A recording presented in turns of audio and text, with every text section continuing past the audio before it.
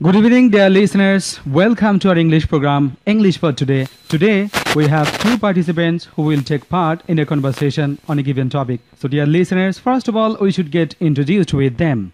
Hello, I am Untitled Ahmed. Welcome to our program, English for Today. And I am Ismatara Iti.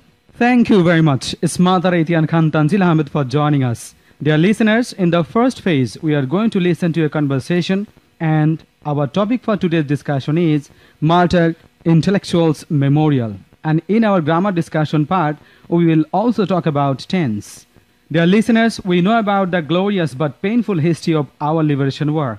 The war continued for long 9 months. We got our freedom in 1971 after a 9-month-long bloody war.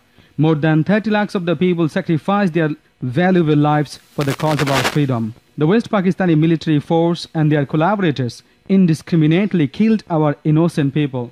Dear listeners, it's a matter of great regret that on the night of 14 December 1971, many intellectuals like educationists, physicians, lawyers, journalists, artists, engineers, renowned public university professors, writers, police officers, and soldiers were brutally tortured and killed. And after the independence of our country, the Bangladesh government decided to erect a memorial at the site of this barbarous act of 14 December 1971. So, dear listeners, no more talk now. Let's listen to the conversation. Hello, Iti. How are you? I'm fine, thanks. And you? I am also fine. What brings you here? I went to visit Martyred Intellectuals Memorial. That sounds great. It seems you have spent a good time and also gathered much knowledge, as this is one of the public monuments of our country and also related to the history of Bangladesh. Yes, you're right. Have you been there ever? No, I haven't, but I am willing to. Of course, you should go there. So let me hear from you about it. Tell me about its historical background. Sure, I'd be glad to. The history behind it started on the year of our liberation war. On the night of 14th December 1971, over 200 intellectuals were taken blindfolded to the torture cells in different sections of the city and later executed en masse, most notably at Rabiul and Mirpur. Those intellectuals included approximately 991 educationists, 49 physicians, Many intellectuals. That's so horrible. So basically, how did the idea of building such a memorial of intellectuals come? Actually, after the Liberation War in 1993, Bangladesh government decided to erect a memorial at the site of this barbarous act of 14th December 1971. Public Works Department was responsible for the project. There is an interesting fact about the design of the memorial. Do you know there was a competition for the design of this historical monument? Yes, I have heard it from one of my friends. Out of 22 entries, the juries selected the design of the architect Fariduddin Ahmed and architect M.D. Jami al-Shafi. How many days did it take to complete building the monument? It took about 3 years for the completion, from 1996 to 1999. Tell me its structural design as you have visited it. Sure. A square grid of 15.24 meter by 15.24 meter has divided the whole site of 3.51 acres. The main platform is raised by 2.44 meter above the street level. There is 17.68 meter high, 0.91 meter thick and 115.82 meter long curved brick wall, and this is the main element of the memorial. The wall is broken at the two ends, demonstrating the depth of the grief and sorrow. In front of the wall there is a steel water body from which rises a black granite column. There is also a 6.10 meter by 6.10 meter square window at the southwest corner. Why the wall is the main element? Well, because it represents the original brickfield of Rabiul where the dead bodies were found.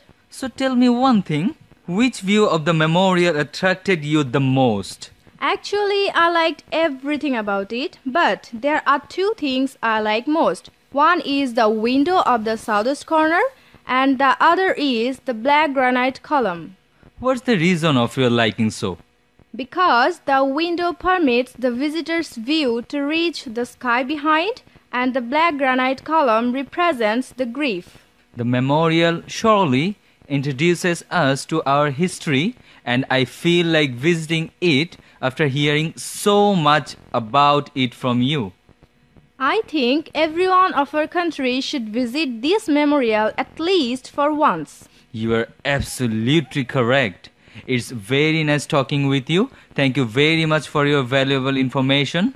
Don't mention so. That's my pleasure. Okay then. See you later. Take care.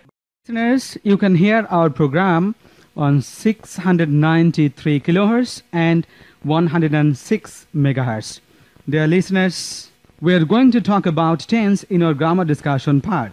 Dear listeners, in the last two sessions we talked about the definition, classification and a brief discussion about tense. Particularly we talked about simple present, present continuous, present perfect tense. And today we'll have a discussion about present perfect continuous and past simple tense.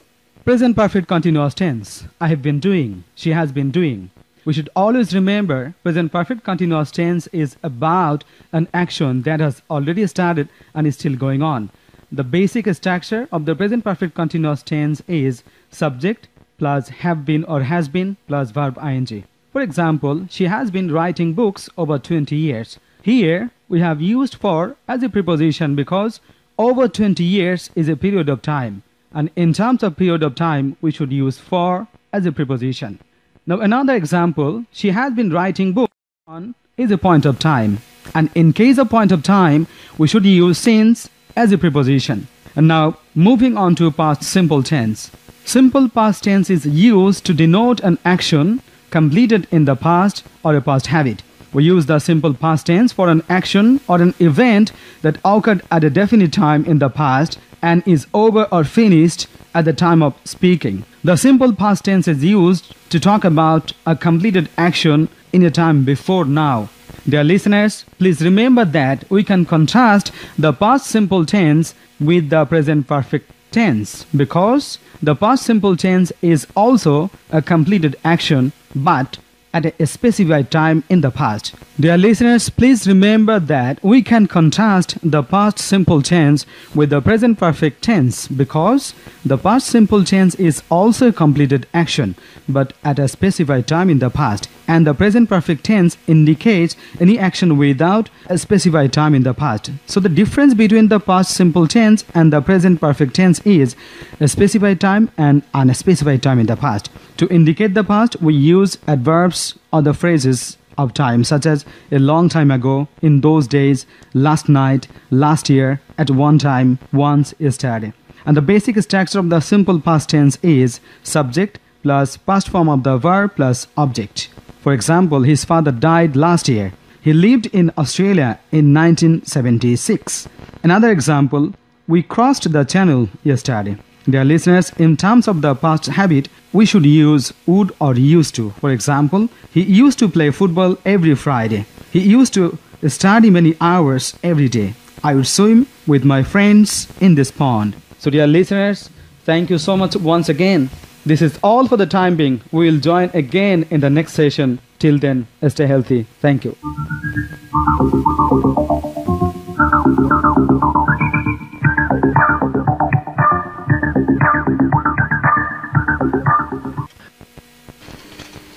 এতক্ষণ প্রচারিত হলো ইংরেজি শেখার আসর English for today. পরিচালনায় ছিলেন মোহাম্মদ রবিউল ইসলাম, সম্পাদনা করেছেন মোহাম্মদ আবুল কালাম, তত্ত্বাবধানে শাবানা হক এবং অনুষ্ঠানটি প্রযোজনা করেছেন মোহাম্মদ মাহবুব কবির খান। বাংলাদেশ বেতার, ঢাকা।